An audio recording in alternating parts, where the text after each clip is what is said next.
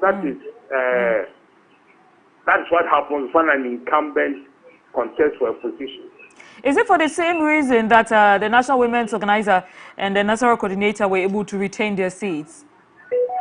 Oh, the National Women's Organizer won. Yes. I think that it was massive, over 90% or so. So he was quite popular. The rest, I don't know if there's any. The rest were the positions. The two main positions were kind of the chairman, General Secretary and the chairman. Yes, yeah. And the General Secretary, Mr. Stephen Ntim, were the stakes higher there for him? Was he the preferred choice? This is a man who had contested for the same role so many times. Did the people get used to him, or did he just get better at campaigning? Oh, I think that for Mr. Ntim, I think I said that he would win, but you first have to convince some people about why he's going for the fifth time. What is in there that he wants to go for a fifth time?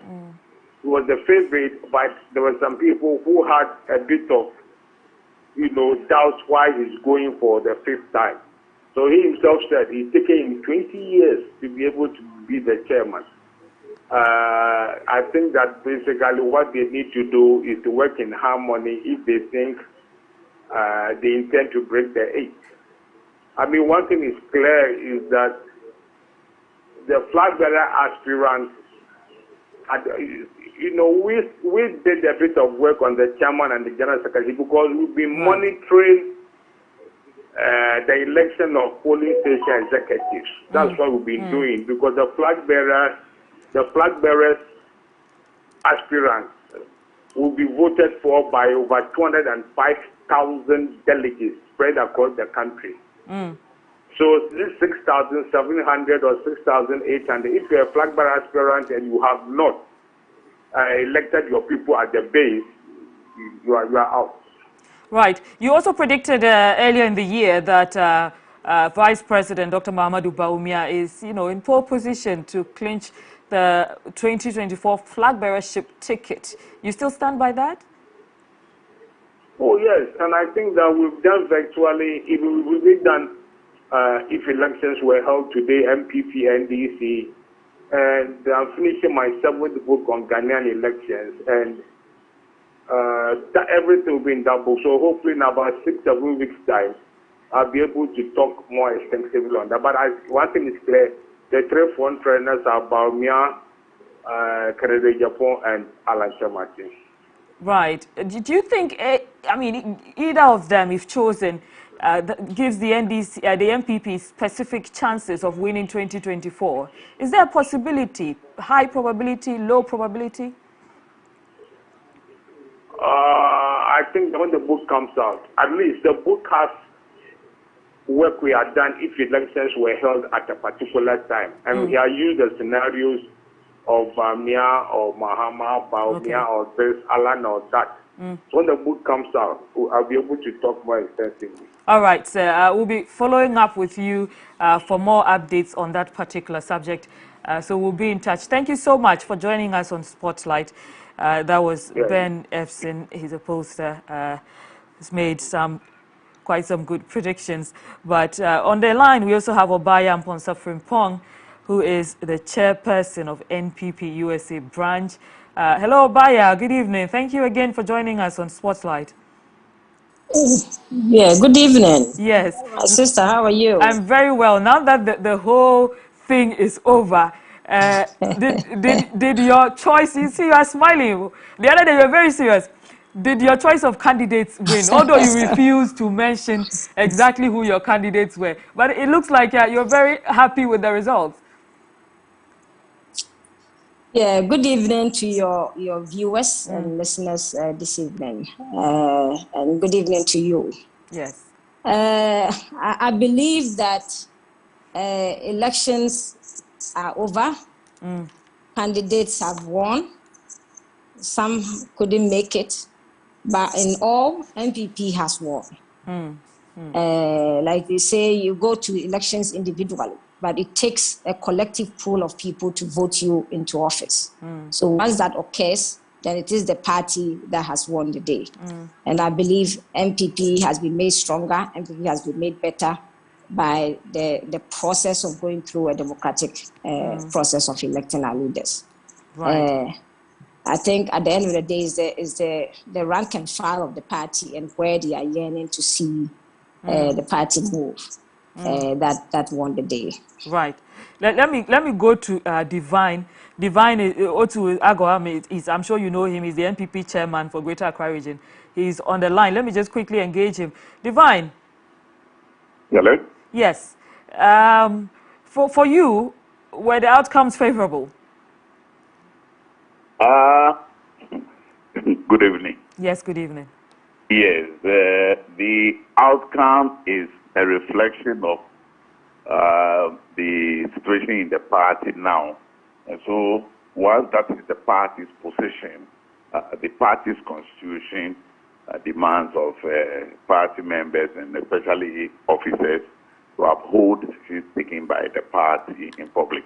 Yes, so the decision is okay. That's the position of the party. Right. Now, these particular executives, was there a reason why they stood out from their competitors? Yes. The national chair, our senior colleague, Stephen Tim, you are aware he's tried 5 times already. This is the 5th time. And the feeling of the delegates of the party is that, well, he's tired, he's been trying, he's been looking for things all along. Let's give it to him this time. So basically that's it. Then if you look at the vice chairperson, yes, Mama Asobaye is a very experienced party leader. She's worked at the national office and other positions, including National Women's Organizer. She's been quite recently the first vice chair. What happened? Somebody might, interpret it to mean a demotion of a sort, but the good thing is that she's still there as the second vice chair, and so the new group of leaders will benefit from her talk of experience, and then of course through her institutional memory of the party at the national level, could be made available to especially the new chairman and then the new general secretary. We have Chairman Bute, who's also been a chairman before, I think in the central region.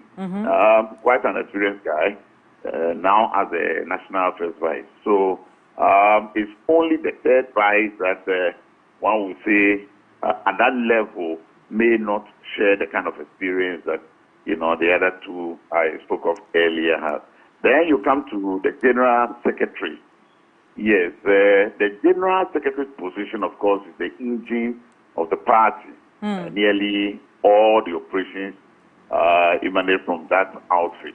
And as it is, the party's constitution is such that, all the former general secretaries are still members of National Council. What that means is that they will be available to, put their experience on the table, and we expect that young and vibrant as we see him, courtesy the way he structured and ran his campaign. If he will be able to go into his administration with that kind of force, then I want to believe that he will take advantage of all the pep talks and advice that will be coming from the otherwise senior members of the party, especially the former general secretaries. Now we have about 3 of them. So we all have to come together and support him and help him succeed. Divine, weren't you surprised? The organizer, yes. Weren't you surprised by the defeat of Mr. John Boydu? Yes, personally I am. Personally I am. Why is there a surprise there? Yeah, my thinking, which largely is the thinking of my colleague, the regional chairman, is that, you see, we've worked with him before. We worked with him into 2016, we worked with him into 2020. And we believe that if it comes to the job, what's demanded of a general secretary, the strategic engine of the party. He's got it. That one, nobody will take it away from him. We expect that looking at the critical battle ahead of us in 2024, the party would need that experience. However, if the decision of the party is that we should try a new hand, why not? We go by that. We thought he would have been, a hands-on guy, because he's not going to learn the job. He's done it before, and we all know that he's very experienced. We need such experience at this material moment. I want to believe that he will still want to avail himself to support his younger brother, so that together we win 2024. Right. Since you're saying his experience would have helped the parties so much, do you think his defeat will handicap the party in any way going into 2024? Yeah, that's what I'm saying, that the leadership of the party, we have our elders, and then we have the officers, those who were there, and then those who are now joining. We will have to, find a way of blending the old and the new together. John's experience, we need it, and we'll have to find a way of getting him space to make his experience available to the benefit of the party, because he did not get the experience from outside. He got the experience from the party. It's the party's investment that he's having. And so therefore, we demand of him to make that available for the benefit of the party. Interesting comments from Divine Otuagoam. He's MPP chairman for Greater Accra region, merging the old and the new. I'll come back to you in a moment. Please stay on the line with me. Let me go back to Obaya Mponsa, who's chairperson for NPP USA. She's still on the line. Obaya, when we take a look at the outcome of this delegates conference, we don't see many women here. This is a time that everyone is talking about affirmative action. How can we ensure that at the next delegates conference, especially the MPP, that there are more women on the ticket? Okay, thank you, my sister, once again. Yes, it is true that there aren't too many women in the elected positions that was available, which is a deficit to the party. But I believe going forward, we need to start looking at that aspect of our party management and see how best we can encourage more women to step up to the plate. I mean, politics is a man's world, and women are trying to, as it were, take a space within that that kind of environment. It is not easy. In fact, I was one of the first elected women chairpersons of our branch, and as we speak now, we have three. We are three now, myself plus two others. Canada also elected a woman as the chair, and then Ivory Coast also elected a woman as the chair. So you look at the diaspora structure of the party, we are getting more women into that higher level of leadership in the party. But we believe going forward, we'll begin to see it permeate into the Ghana structures as well. So we can have more women participate, more women be part of the decision-making within the party and our body politic. Divine was just saying that John Boadu's loss, he alludes to it, the party needing that experience and it affecting the party in some way. Do you see this happening? I'm very optimistic that this will happen. Because we need to work together. And if we don't work together, there will be a lacuna that we may not be able to fill. When you look at the percentage of votes that Justin Kodia garnered, and then what John Boadu also got, you could tell that the difference wasn't so much. So that should tell you that John Boadu still has that popularity, still has that following. But then the rank and file also felt that we needed new ideas, new vision come in to propel the party and to motivate and energize the party base. So I think that is where, so how we get the the supporters of John Boadu merge with the supporters of Kodua to be able to push forward. I think is what, as a party, we should be looking at. How do we bring the two together? How do we work together? In terms of experience, chairman, in team, I mean, he's been there before. He's been a first vice chairman of the party before. And consistently, he made attempt to want to be the chairman until this fifth time that he's been lucky. What was new this time around? What was different about his campaign this time? Because if he's tried already 4 times, the people did not accept him.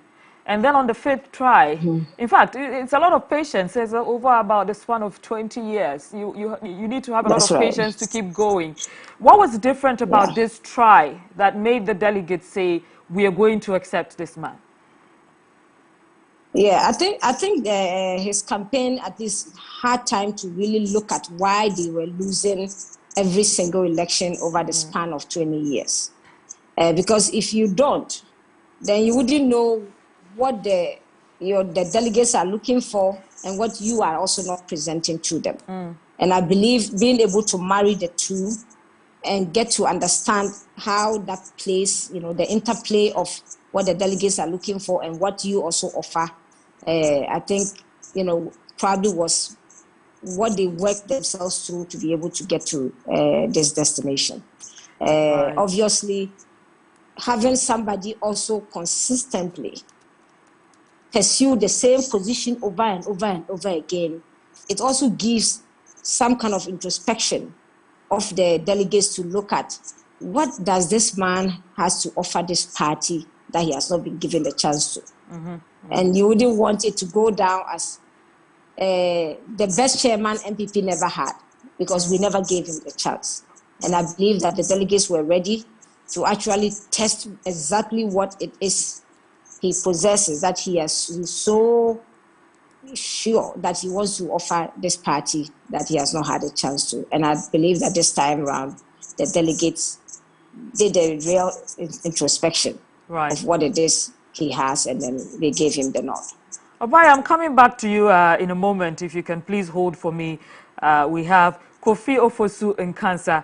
He's Chief Executive Officer for the National Entrepreneurship and Innovative Program. He's joining us on Zoom. If you're at home and you're watching us, we're still discussing the just ended NPP Delegates Conference. 47 aspirants, 6,730 delegates, and we have final names. Now, let me go to Kofi Ofosu. Kofi, some of your critics say that there's some divisions in the party, and the grassroots especially are not very happy. Would you say this is true? You're not happy with what exactly? I'm not happy with the performance of the old executives. Well, I'm not too sure about that, but let us take that from how the election results reflected it. Greetings to your viewers and then Chairman Obaya and Divine. Before I continue, we've maintained some of the executives, right? Yes, National some have Women been Organizer, maintained, 4 of them. National Youth Organizer has been promoted to organizer. Aziz Futa, the national coordinator, has been maintained. The chairman didn't contest again, and we've had a change in general secretary. Yes. So I think you cannot conclusively say that. I'm sure what they wanted to change is what we've had. So based on the results and the changes we've had, I think we can say, well, it is more than satisfactory or even very good if you consider the existing executives who contested again and got maintained, if we were to do that scientific analysis. Because aside that, I don't know how else we can measure how the party people feel about it without considering, they maintaining their positions after contesting. Yeah. Right. If you can just reposition your camera a little bit for me, we have a lot of headroom up there. So if you can bring it down a little bit, great. Now, these new executives that you have there, I don't know if you listened earlier to Divine Otu, the Greater Accra Regional Chairman, and he was saying that the party will miss some of these old hands and their experiences, because their experiences enriched the party's cause. Do you see this happening? Well, I don't really think so because, you know, when it comes to MPP, the structures are quite big. Okay. You have conference, which takes decisions like we had 2 days ago. You have Council of Elders. You have National Council, which is very big, made up of representations of parliament, various regions, presidential candidates, presidents, and what have you. You have the National Executive Committee, which also has regional representatives. You have the steering committee, which is the main executive body made up of both those who were appointed and got voted for. So at every point in time, decisions go through this hierarchy. I mean, MPP is not a one-man party. Even if you have the smartest of all as general secretary, he would not be the person taking decisions on behalf of the party. He will table decisions at next steering committee, national council, depending on what the constitution says about such actions before decisions are taken. And proposals for amendments and changes and reviews are subjected to rigorous debates, you know, before they are accepted. And that is how our party is run. And even outside the main structures, you have former general secretaries, former chairs, former campaign managers like Mr. Peter McManu, very experienced Council of Elders. If you look at the list we had in our brochure conference, who the party still rely on for their experience, know-how, and political expertise, I mean, to manage things. So I think it is good for the party. We have youthful people on board now. We have elders on board now, and I think a cocktail of the two will help us to, you know, fill the gaps that we have currently as a political party to make our members happy internally, and that will also translate into our performance in the general economy and the running of the country. Mr. Nkansa, talking about happy members, TESCON is not very happy. They say they were disenfranchised during the conference. Are you able to make us understand this situation better? Unfortunately, I do not know the details which warranted the injunction of the TESCON votes, so I cannot speak to that, I mean, specifically. But I think it was unfortunate that a session of the delegates, 291 members. Yes, we are not allowed. And the general secretary, the outgoing general secretary, said it was unfortunate. And the party would have to talk to the judiciary to see how we manage these things going forward. And we hope that in future, if there are issues of airborne and representation and who should vote and all that, we do that and will not wait for the 11th hour before preventing some from voting. I mean, if I was a TESCON member or president and I was going to vote on behalf of my institution, I would not be happy, I mean, for being disenfranchised. But it's a political party, it's a human institution, we are not perfect. I hope we will learn from this and then put in place the necessary changes and amendments so that in future, such events will not occur at the 11th hour to congresses like this. Mr. Nkansa, before I let you go, I mean, we had Mr. Benepson earlier, and in one of his previous polls just a few months ago, he was saying that the vice president is the prime candidate for flag bearership position for the NPP going into 2024. Would you agree with him? Well, I am one of those who have declared for the vice president. Right. So I would agree with him. I think technically he is competent as economist, and politically he has grown to be a complete politician since he entered full politics in the 2000s. And MPP too, we have an issue with some tax coming from the 90s. We are an account party and the rest of it. Ghana is a secular state. We have representation from across all the geographic areas of our country. So if for the first time we are going to have somebody lead our party from the northern part of the country, it will also be an advantage to us. In addition to his technical competence as economist, to his political competence, you know, geographically, where he's coming from will also help us politically. So I think he's a complete candidate who will help our cause if given the opportunity by delegates. But that is for the over 200,000 delegates to decide next year.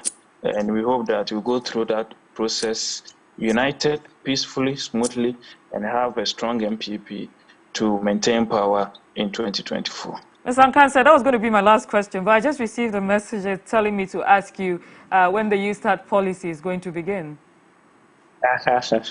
So the tentative date we have for launch now is 27th July this month. Okay. It's not been finally confirmed yet. So I'm using this opportunity to assure all the youth listening to us that very soon, YouStart is going to be launched and they are going to get the full portfolio of business support services from capacity building, funding support, access to market, procurement opportunities, technology support, business development support services, and all the other services that they will need as startups and small to medium scale enterprises to scale their businesses to help create the 1 million jobs that the president wants us to use YouStart to create in the next 3 years. So very soon they are going to hear from us.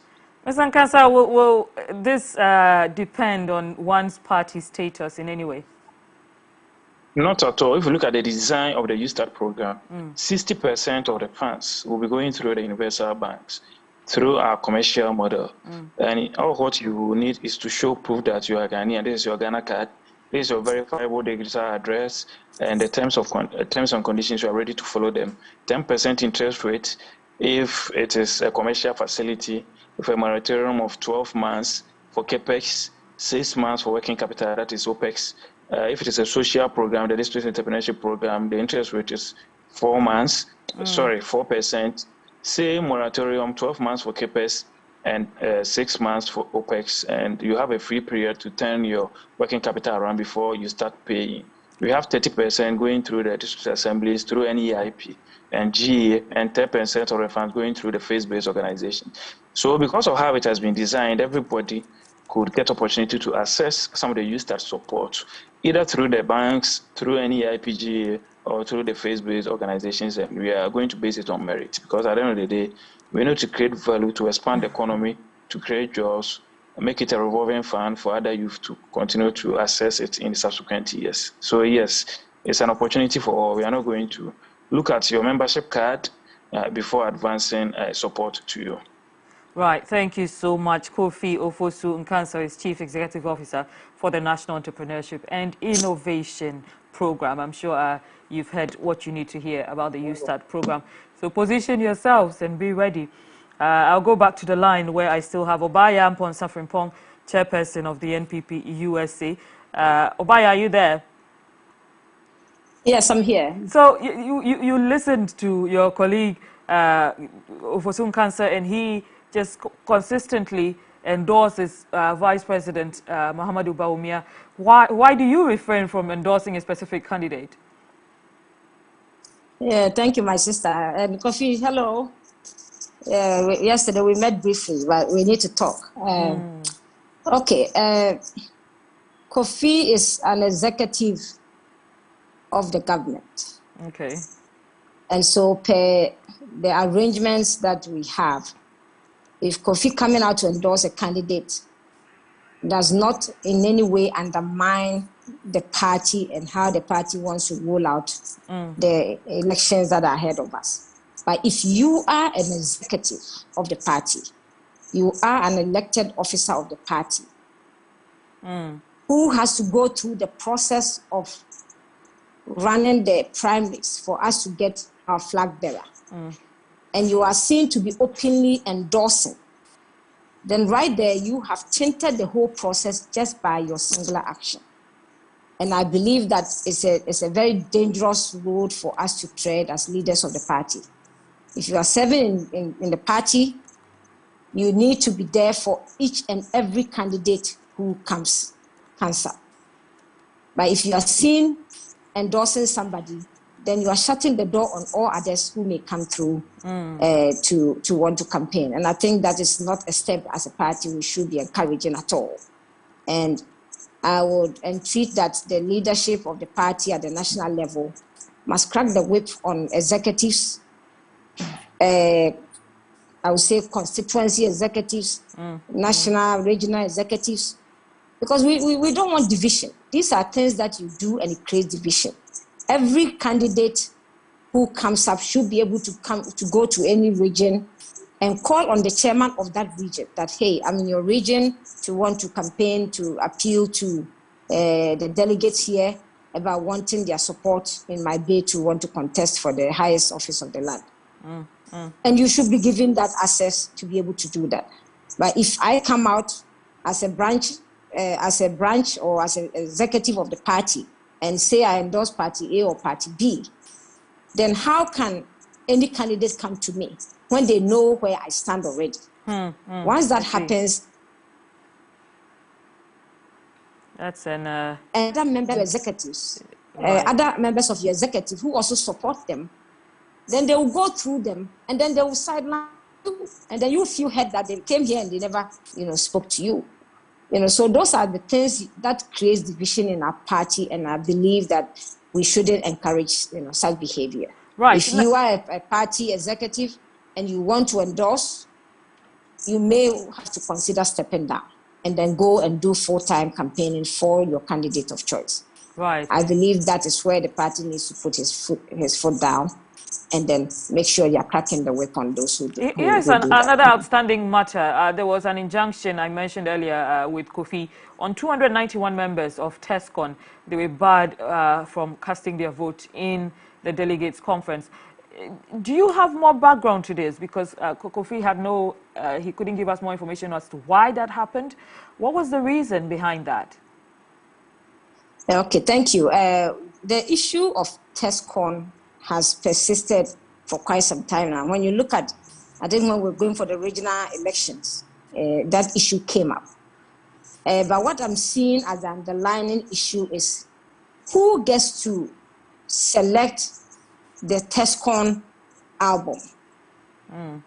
And from where we sit now, it is the youth organizers of the party who gets to select those who can vote as TESCON members in the elections. And I think that is where the issue is coming from.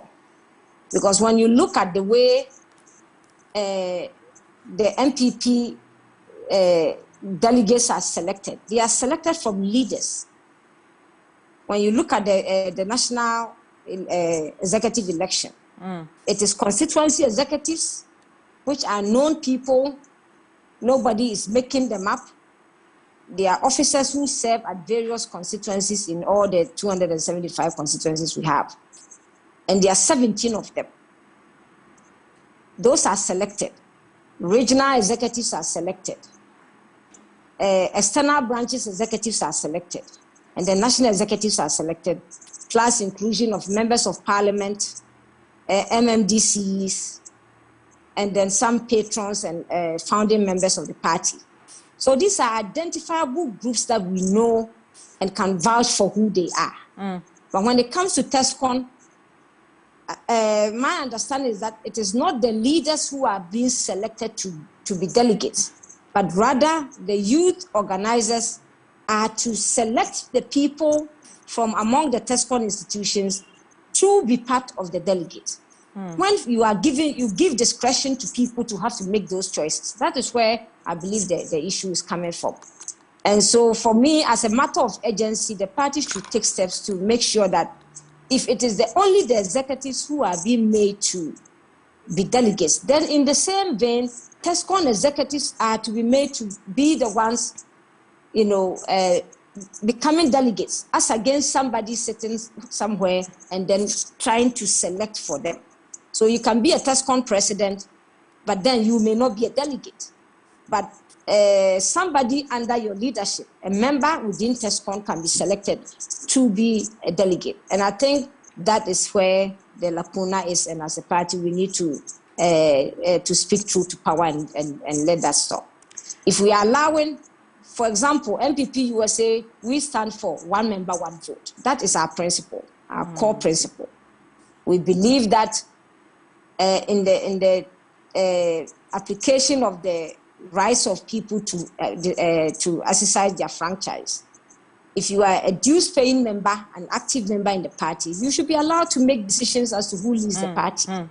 For me, that should not be in question. But if we limit it to a selected few, and in the case of TESCON, it is not even the elected leaders within the TESCON, but it is the youth organizer who has the mandate, the sole mandate, to put together a selection of people who are going to be delegates. It will create problems. Right.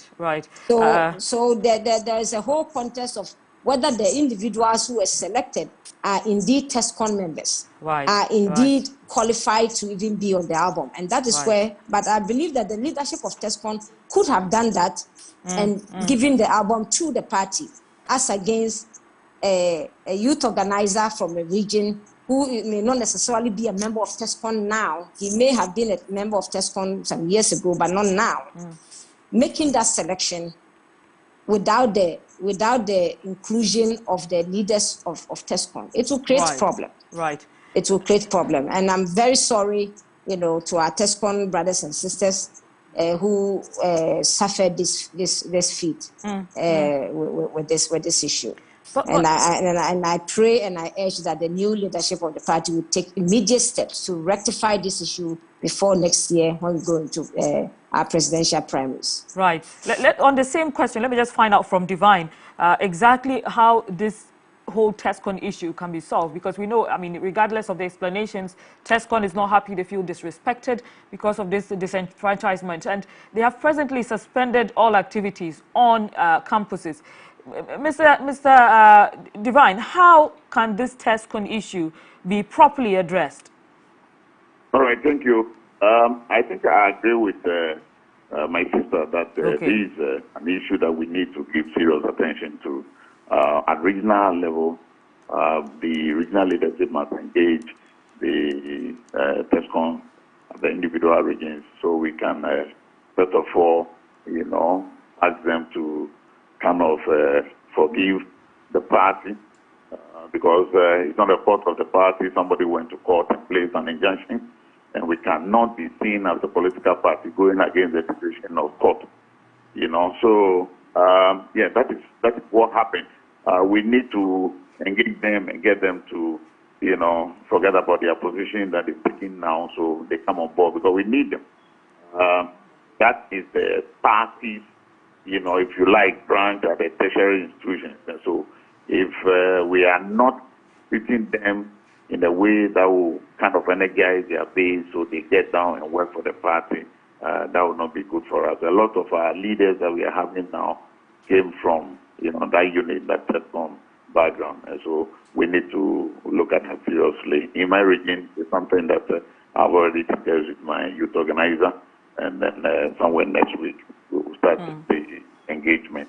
So yes, a decision must be clear, take that we know those who are voting. I perfectly agree with what my colleague from the UK is saying, that if we are to allow them to, take decisions like that, the leadership of the various TESCON units are the ones who will be exercising, their franchise and on behalf of their institutions, then that's clear. Leaving that discretion to an individual who can be, manipulated or take things that will suit a particular candidate as against the other, then of course we are creating some, uneven playing field, and that's where the problem will come from. So it's something that we need to give serious attention to it and address it as quickly as possible. Right. Divine, prior to the delegates conference, a lot of the conversation was about electing executives who will help the party break the 8. But there's also another factor to breaking the 8, which is the flag bearership. Just yesterday and today, we've been hearing from Honorable Kennedy Japong, who's also been very clear that he's the best option for flag bearer if the new patriotic party is going to break the 8 and win the next election. Do you agree with him? Very serious question. Yeah, we'll get there. Please allow me to say that for now. We'll open nomination, and then any qualified member of the party who is interested, will be allowed, we're given the opportunity to take form and then contest. So yes, but is the Honorable Japong a great candidate for that matter? Sorry? Is he an ideal candidate for the flag bearership position? Oh, yeah, once he's qualified, and then the criteria for qualification will be made clear by National Council when we get there. And so it's not in my space to see if someone is, qualified or otherwise. Honorable Kennedy Japan is a senior colleague of this party, somebody we all know and respect so well. And so, for now, I don't have any reason to say that he's not qualified. I only pray that we all get there, and then we express our interest as the party National Council will direct. Divine, your last comments, please, before I let you go.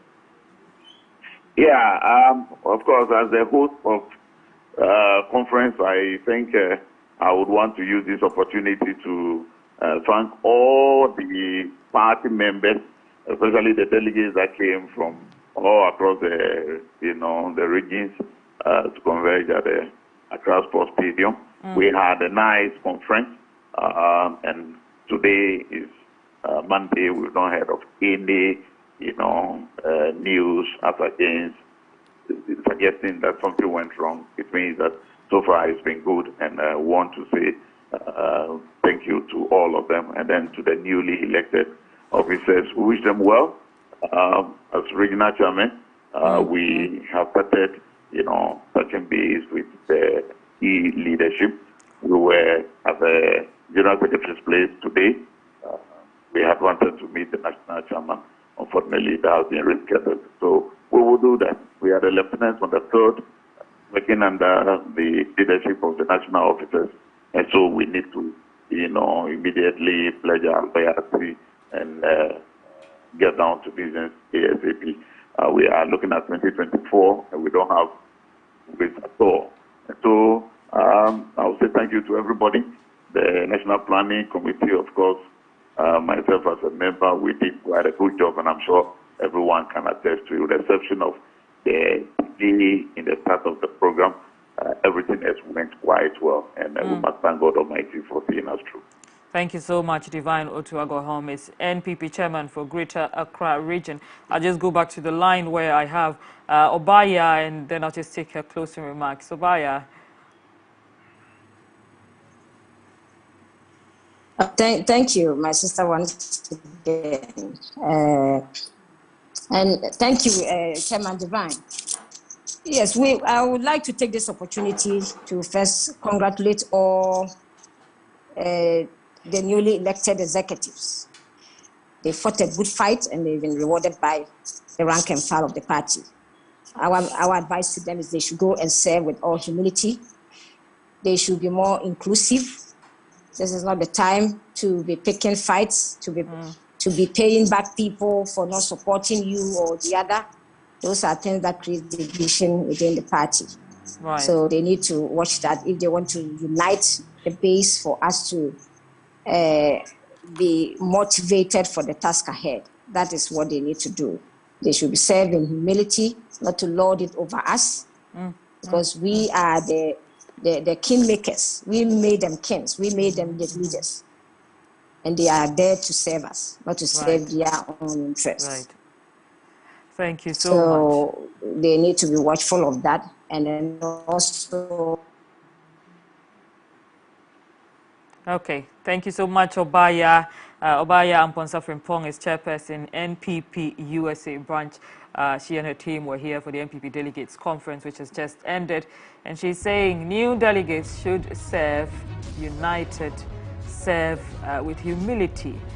Remember the kingmakers and the queenmakers. My name is Nuong Falong. This is Spotlight on MX24 television. We're going to be following up on all the developing stories after the Delegates Conference, including in the next few months who exactly will be the flag bearer of the new patriotic party. On behalf of everyone here at MX24 television, thank you so much for your time. Join us same time tomorrow, 5 p.m. Good evening.